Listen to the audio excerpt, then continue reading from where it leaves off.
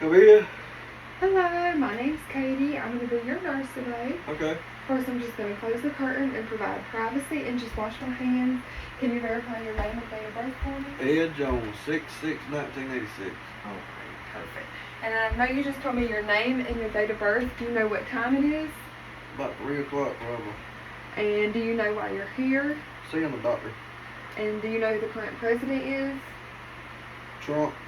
Alright, so I just document that patient is alert and oriented times 4 to person, place, time, and situation.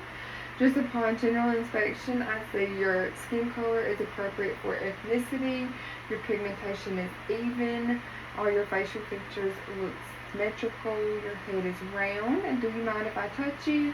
No, ma'am. Excuse me. I'm just checking for bumps, masses, or lesions. Your skin is warm, it's intact. I'm just going to assess the back of your head for any voss or anything like that. And I'm just going to do the same thing with your beard. I'm just going to check your skin. I see your nails are round, they're clean. Your capillary refill is less than 2 seconds. Your nail beds are pink, and that's what you want them to be. And have you been having any rashes or itching or anything going on with your skin? No, ma'am. And using the Braden scale, 3 risk factors for skin breakdown would be immobility, moisture exposure, and poor nutrition. I also didn't see any clubbing in your fingernails, so that's good. And I just need to assess your skin turgor. So your skin returns immediately, so that's good. You're not dehydrated. Do you get enough water in? Sometimes. Oh. So now just moving along, assess your head. It's round, symmetrical. I'm just going to move on to your ears. Have you been having any difficulty with your hearing? Any ringing in your ears? I don't know. Well, I'm just going to look at the other eye. I don't see any drainage or anything of that nature, so that's good. And I'm just moving down to your eyes. I see you wear glasses. Are those yours? Yeah. Okay. So besides the glasses, you wear contacts? Uh-uh. Okay. So just see your pupils are equal. They're round. They're about 3 millimeters in size. And I'm just going to see if they're reactive to light and accommodation. So I'm just going to take my light and I'm just going to move it into one eye and see if your pupils constrict. And then the other eye. The pupils are equal round, reactive to light, and we're going to see if they're reactive to accommodation. I'm just going to take my light and I'm just going to see if your pupils constrict. Okay. So that's good. So your pupils are equal round, reactive to light and accommodation. And your nose, have you been having any difficulty smelling or anything? No? I'm just get you to close one nostril and blow. And then do the other side. And have you not been having any difficulty smelling, sinus drainage or anything? I wish.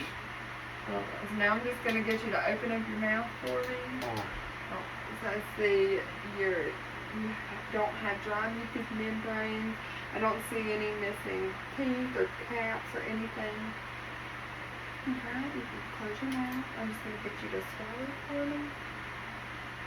Have you had any trouble swallowing? Okay, I see you don't have a deviated septum either, so that's good. Okay. And you don't have any tracheal deviation. And is it okay if I listen to your heart and lung sounds? Yes, ma'am. Okay. So just for the purpose of this video, I don't have my stethoscope, so I'm just going to verbalize it. I'm going to listen to some heart sounds first. And while I was assessing your neck, I didn't see any jugular vein distension on either side. We're just going to start in your second intercostal space on your right side.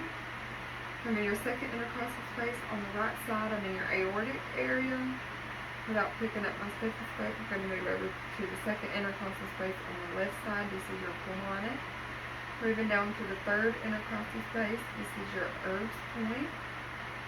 Fourth intercostal space, this is your tricuspid.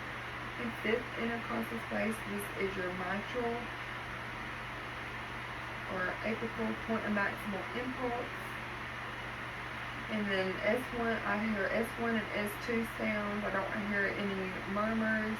If I heard murmurs, that would be a S3 and S4 sound, and I would use the bell of my stethoscope. Alright, and I'm just going to assess your capillary refill. Capillary refill is less than 2 seconds. I'm just going to check you for edema. Just going from distal to proximal. I don't see any edema. Do the same thing on the other side. There's no edema bilaterally in the upper extremities. And I'm just going to do the same thing on the lower extremities. I don't see any edema bilaterally on the lower extremities. Have you had any swelling? No. And then for your pulses, this was your, I'm just going to say your radial pulse. Radial pulse is 2+ bilaterally. Your dorsalis pedis pedal pulses, 2+ bilaterally. Your posterior tibial pulses, 2+ bilaterally. And then also this would be your carotid. This is your brachial, your axillary, your femoral, and your popliteal. And I'm just going to listen to some lung sounds. Have you had any difficulty breathing? Have you had any chest pain, anything, shortness of breath? I'm just going to start in your right upper lobe.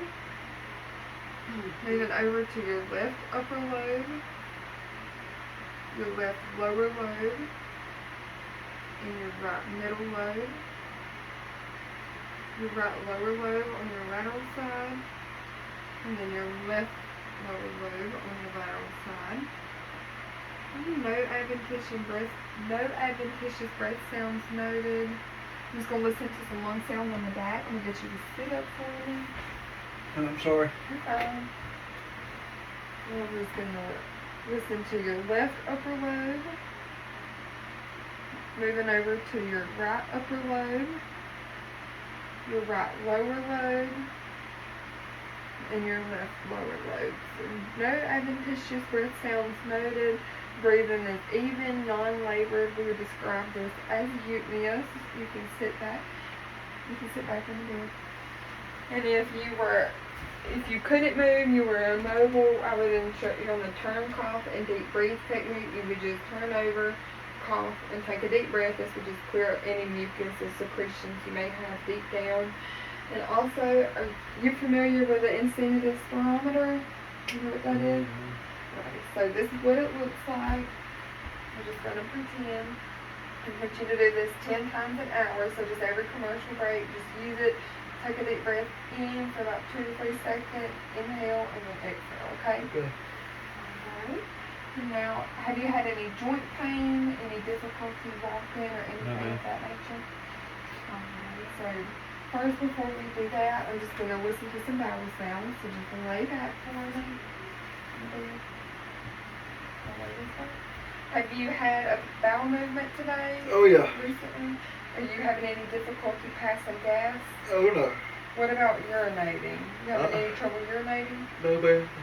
Alright, so I'm just going to listen to your vowel sounds. We're going to start in the right lower quadrant.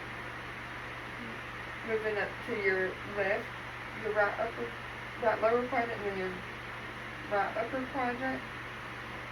Moving over to your left upper quadrant, and then your left lower quadrant. And all this while using the diaphragm of my stethoscope. I would use the belt of my stethoscope to listen to a bruit, which is a swishing sound, and I don't hear any swishing. And then I've inspected your abdomen, I've listened to it, now I'm going to palpate it. You're not having any tenderness in any areas, are you? I'm just going to feel around.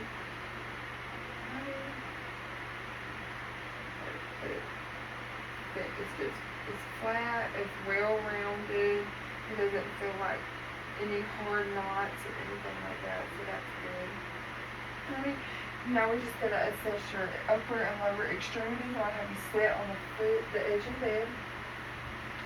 And I'm just going to hold your arm at the elbow and assist it. I'm going to get you to flex, extend, and apply pressure, flex, extend. I don't feel any popping, so that's good.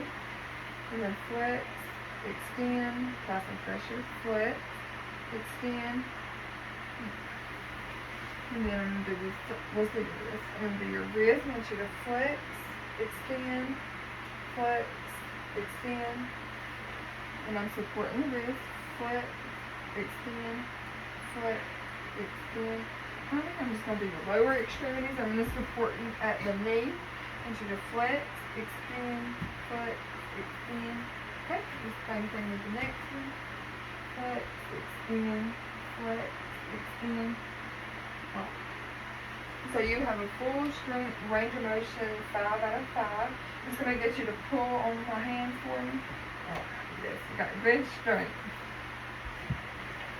Alright, I'm just going to get you to walk, or you said you weren't having any difficulty walking. Just walk heel to toe right here for me. Heel to toe. Ready? Do the same thing. And heel to toe. Okay. Alright, you can have a seat. And have you been coughing up anything? Is your cough, does something come up whenever you cough? Anything green, mucus, okay? And if you were unconscious, we would use the Glasgow Coma Scale. This is for patients who are unconscious or have suffered traumatic brain injury, head injury, any trauma to the head. I would assess your eye response, your verbal response, and your motor response. If you're not unconscious, and you said you've urinated. Do you have any questions for me? No, ma'am. Alrighty, well, I hope you have a good rest of your day. You too. Thank you.